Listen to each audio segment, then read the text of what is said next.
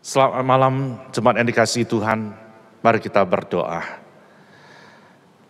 Bapa kami di surga, kami bersyukur Tuhan bahwa kami semuanya boleh bersatu hati dan berdoa, berbicara dengan Engkau Tuhan.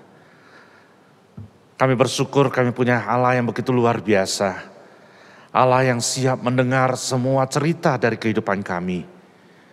Dan kami percaya Tuhan, Engkau mendengar dan Engkau akan menjawab setiap doa-doa kami sesuai dengan waktu-Mu. Dan pada saat ini kami juga rindu untuk mendengar Engkau berbicara kepada kami.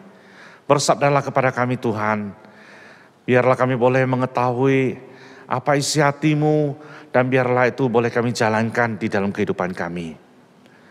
Bapa, kami menyerahkan waktu pemberitaan firman ini ke dalam tangan Tuhan.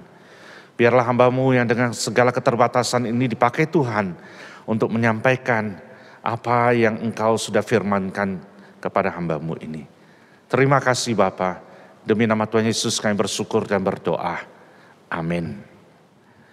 Seorang wanita muda datang ke pendetanya dan berkata, "Pendeta, saya merasa sangat berdosa. Setiap saya datang ke gereja pada hari Minggu, saya selalu berpikir bahwa saya adalah gadis tercantik di antara jemaat semuanya. Saya tahu seharusnya tidak boleh berpikir seperti itu, tapi saya tidak bisa membuang pikiran itu. Bagaimana ya Pak Pendeta?" Lalu pendetanya itu menjawab, "Tenang Ibu, kalau Anda berpikiran seperti itu, Ibu salah. Itu bukan dosa, tetapi itu hanya tingkat tinggi ilmu tak tahu diri." Saudara-saudaraku, seringkali kita ketemu dengan orang-orang yang menganggap dirinya paling keren, paling benar, dan memandang rendah orang lain. Di malam ini kita akan melihat satu bagian dari Lukas yang mencatat tentang reaksi Yesus terhadap beberapa orang yang demikian. Mari kita baca Lukas pasal 18 ayat 9 sampai 14. Lukas pasal 18 ayat 9 sampai 14. Demikian firman Tuhan. "Dan kepada beberapa orang yang menganggap dirinya benar dan memandang rendah semua orang lain, Yesus mengatakan perumpamaan ini. Ada dua orang pergi ke bait Allah untuk berdoa. Yang seorang adalah Farisi dan yang lain pemungut cukai. Orang Farisi itu berdiri dan berdoa dalam hatinya begini, 'Ya Allah, aku mengucap syukur kepadamu karena aku tidak sama seperti semua orang lain. Bukan perampok, bukan orang lalim, bukan pezina, dan bukan juga seperti pemungut cukai ini. Aku berpuasa 2 kali seminggu, aku memberikan 1/10 dari segala penghasilanku.' Tetapi pemungut cukai itu berdiri jauh-jauh, bahkan ia tidak berani menengadah ke langit, melainkan ia memukul diri dan berkata, 'Ya Allah, kasihanilah aku orang berdosa ini.' Aku berkata kepadamu, orang ini pulang ke rumahnya sebagai orang yang dibenarkan Allah, dan orang lain itu tidak. Sebab barang siapa meninggikan diri, ia akan direndahkan, dan barang siapa merendahkan diri, ia akan ditinggikan."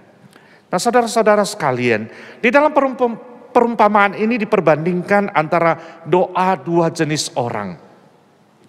Mari kita lihat yang pertama, si tinggi Farisi. Orang Farisi itu berdiri dan berdoa dalam hatinya begini, "Ya Allah, aku mengucap syukur kepadamu karena aku tidak sama seperti semua orang lain.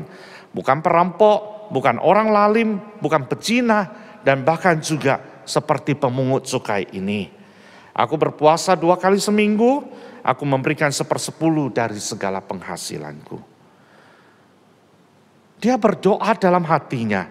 Itu artinya nggak akan ada orang lain yang bisa dengar dan tahu isi doanya kecuali Tuhan. Nah, kira-kira apa yang tidak benar dari doa si Farisi itu? Kalau kita mendengar doanya, saya merasa semua yang dikatakan itu memang benar, sesuai dengan kenyataannya. Di sana dikatakan tidak sama seperti semua orang. Ini benar. Orang Farisi adalah orang yang sangat dihormati masyarakat Yahudi pada waktu itu. Dia bukan orang biasa. Lalu dia juga katakan, "Aku bukan perampok, aku bukan orang lalim, bukan pezina ataupun pemungut cukai itu." Ini pun semua benar. Mereka dianggap sebagai orang yang sangat saleh dan taat menjalankan kewajiban agama dengan sangat ketat. Lalu dia juga mengatakan apa? Aku puasa 2 kali loh. Aku memberikan persepuluhan. Semua benar juga dilakukannya. Itu dilakukannya di dalam kehidupan sehari-harinya. Coba saudara-saudaraku, mana kalimat yang diucapkan oleh Farisi itu tidak sesuai dengan kenyataannya? Semua benarkah? Perkataannya sangat tinggi karena kenyataannya apa yang dilakukannya memang tinggi. Mari kita lihat pemungut cukai yang rendah. Di ayat 13 menggambarkan pemungut cukai itu berdiri jauh-jauh.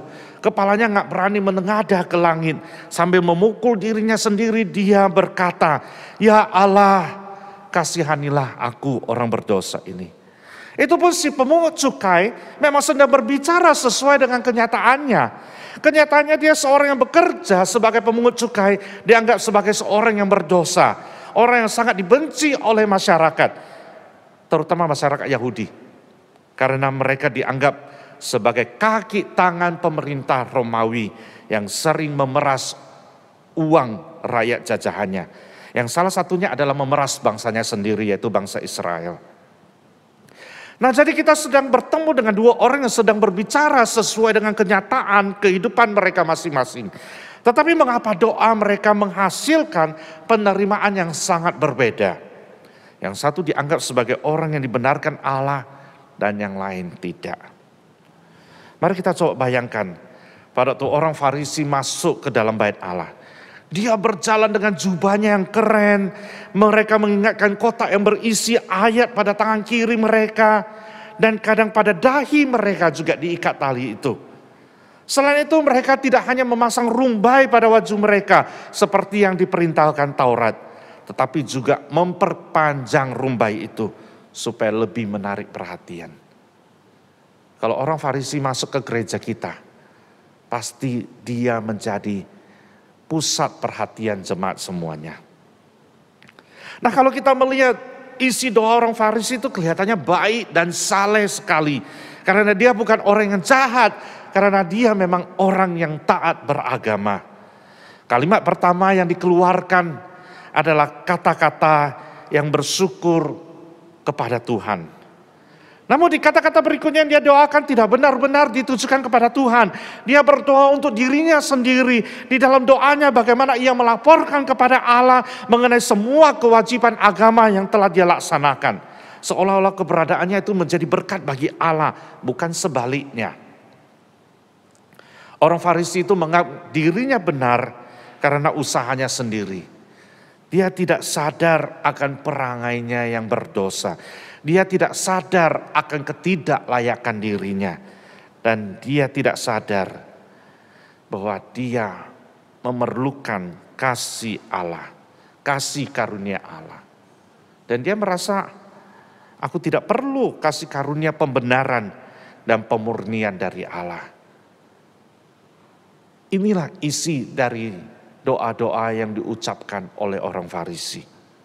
Dari sini kita bisa melihat bagaimana dia meninggikan dirinya di hadapan Allah. Dan tidak heran akibatnya dia juga memandang rendah semua orang lain yang tidak sama dengan dirinya. Kehadirannya di bait Allah menjadi satu penampilan indah. Namun Yesus mengatakan apa? Yesus memperingatkan tentang perilaku semacam ini. Kalau kita membaca Matius pasal 6 ayat 5. Saya bacakan buat saudara-saudaraku, Matius 6 ayat 5. Dan apabila kamu berdoa, janganlah berdoa seperti orang munafik. Mereka suka mengucapkan doanya dengan berdiri di dalam rumah-rumah ibadat dan pada tikungan-tikungan jalan raya, supaya mereka dilihat orang. Ada seorang anak laki-laki yang sedang berlutut di samping tempat tidurnya bersama ibunya untuk berdoa di malam hari. Dia mulai berdoa, lalu yang uniknya dia berdoa sambil berteriak sekuat tenaga. Ya Tuhan, aku benar-benar baik loh tahun ini. Tolong Tuhan izinkan aku mendapatkan sepeda baru untuk ulang tahunku yang beberapa hari lagi akan tiba. Ibunya di sampingnya berkata, "Nak, Tuhan tidak tuli, Anda tidak perlu berteriak." Lalu anak itu berkata, iya benar Tuhan tidak tuli, tetapi nenek tuli dan dia ada di kamar sebelah. Nah sebenarnya doa itu ditujukan kepada siapa? Anak ini walaupun doanya ditujukan kepada Tuhan, sebenarnya dia ingin neneknya yang di sebelah itu mendengar dan tahu wish-nya untuk mendapatkan sepeda baru di ulang tahunnya ini. Mari kita lihat bagaimana doa pemungut cukai. Dia datang ke bait Allah karena dia sadar bahwa dia punya masalah. Karena dia percaya Tuhan bisa membantunya. Bahasa tubuhnya mengungkapkan perasaan tidak berharga. Dia tidak bisa berjalan ke depan orang banyak. Sebaliknya dia menjaga jarak dengan orang lain. Dia duduk, mungkin dia duduk di pojokan, di belakang. Supaya orang lain gak kelihatan dia. Dia tidak fokus kepada orang lain di sana, tetapi dia fokus kepada Tuhan. Ia menyadari keberadaan dirinya sebagai orang berdosa yang sesungguhnya tidak layak di hadapan Allah. Saudara-saudaraku, dua jenis orang yang datang kepada Tuhan dengan sikap dan karakter yang berbeda. Namun Tuhan Yesus mengatakan pemungut cukai ini akan pulang ke rumahnya sebagai orang yang dibenarkan Allah. Dan orang Farisi itu tidak. Sebab barang siapa meninggikan diri, ia akan direndahkan. Dan barang siapa merendahkan diri, ia akan ditinggikan. Nah pemungut cukai yang dianggap tak layak oleh orang-orang di sekitarnya justru disambut ke dalam kerajaan Allah. Sebab pemungut cukai itu betul-betul menyadari dosanya dan kesalahannya. Dan dengan spiritualitas serta sikap pertobatan yang sejati, ia berpaling dari dosa kepada Allah. Bagaimana dengan kehidupan kita? Bagaimana kita memandang diri kita? Bagaimana kita memandang hidup kita? Saudara-saudaraku, banyak orang Kristen yang kelihatannya sangat spiritual. Namun yang ditonjolkan di dalam kehidupannya itu bukanlah Allah, namun dirinya sendiri. Seringkali kita mendengar, aku berdoa setiap hari, aku membaca Alkitab setiap hari. Aku giat melakukan pelayanan ini dan itu. Aku memberikan perpuluhan, aku memberikan persembahan ini dan itu. Merasa diri paling pintar, paling benar sedunia. Lalu apalagi yang terjadi? Kalau tidak sesuai dengan pendapatnya, maka engkau yang salah, bukan dia yang salah. Karena dia merasa dirinya yang paling benar. Lalu dia berbicara kepada orang lain seakan-akan Tuhan hanya berbicara kepada dia saja. Lalu yang diucapkan adalah Tuhan berbicara kepada saya mengenai hal ini. Nah saudara-saudaraku, orang-orang tersebut mengaku sebagai orang Kristen. Orang-orang yang melakukan doa, orang yang melakukan bacaan firman. Tetapi fokusnya hanya kepada dirinya, bukan kepada Allah. Pada akhirnya orang tersebut akan jatuh kepada jurang kesombongan. Orang sombong selalu berbicara tentang saya dan saya. Orang yang sombong jarang mengaku kebutuhannya. Dan orang yang sombong selalu mencari kesalahan orang lain. Sadarkah kita bahwa jurang yang bernama kesombongan diri itu adalah salah satu yang paling sulit untuk dilewati di dalam kehidupan kita ini. Apalagi kalau sudah mulai berani menilai hidup orang lain. Nah hati-hati saudara-saudaraku. Siapa sih orang yang sanggup merasa dirinya paling benar? Paling tinggi di hadapan Tuhan dan di sesamanya? Seharusnya gak ada. Dan kita jangan menjadi orang yang mencoba selanjutnya untuk memandang diri sendiri paling benar sedunia di hadapan Tuhan. Saya katakan hal itu pasti gagal, tidak akan pernah terjadi. Dan Tuhan Yesus membawa kita melihat dengan jelas doa orang Farisi dan doa pemungut cukai. Doa yang dengan kerendahan hati di hadapan Allah, itulah yang menyenangkan hati Tuhan. Itulah yang menyebabkan Allah membenarkan orang itu. Orang yang dibenarkan adalah mereka yang telah mengikuti teladan Kristus dengan menyadari dan menyesali keberdosaannya. Dan membutuhkan belas kasihan Tuhan sehingga diselamatkan dan menjadi anak-anaknya. Beberapa bagian Alkitab mengingatkan kita untuk tidak menjadi sombong. Mari kita lihat satu kitab Efesus pasal 2 ayat 8 sampai 10. Efesus pasal 2 ayat 8 sampai 10. Sebab karena kasih karunia kamu diselamatkan oleh iman, itu bukan hasil usahamu, tetapi pemberian Allah. Itu bukan hasil pekerjaanmu, jangan ada orang yang memegahkan diri. Karena kita ini buatan Allah, diciptakan dalam Kristus Yesus untuk melakukan pekerjaan baik yang dipersiapkan Allah sebelumnya. Ia mau supaya kita hidup di dalamnya. Nah, ayat ini mengingatkan kembali kepada kita apa? Bahwa semua yang kita dapatkan, semua yang kita punya itu bukan karena kepintaran kita, bukan karena kehebatan kita. Keselamatan kita dapatkan bukan karena karya kita, tetapi itu semuanya kasih karunia Allah, belas kasihan Allah kepada kita. Hari ini kita ada, itu karena kasih karunia Allah. Hidup kita bukan untuk diri kita, hidup kita dipersiapkan Allah untuk melakukan pekerjaan baik yang sudah Allah rancangkan di dalam kehidupan kita. 1 Petrus pasal 5 ayat 5 di sana dikatakan, Allah menentang orang yang congkak atau sombong, tetapi mengasihi orang yang rendah hati. Di Amsal 16 ayat 18, kecongkakan mendahului kehancuran dan tinggi hati mendahului kejahatan. Nah, ini beberapa ayat yang secara gamblang, secara terbuka berbicara bahwa Allah menentang orang yang congkak, Allah menentang orang yang sombong. Tuhan tidak ingin kita menjadi orang yang sombong. Tuhan ingin kita betul-betul percaya hidup kita sepenuhnya ke dalam tangan Tuhan.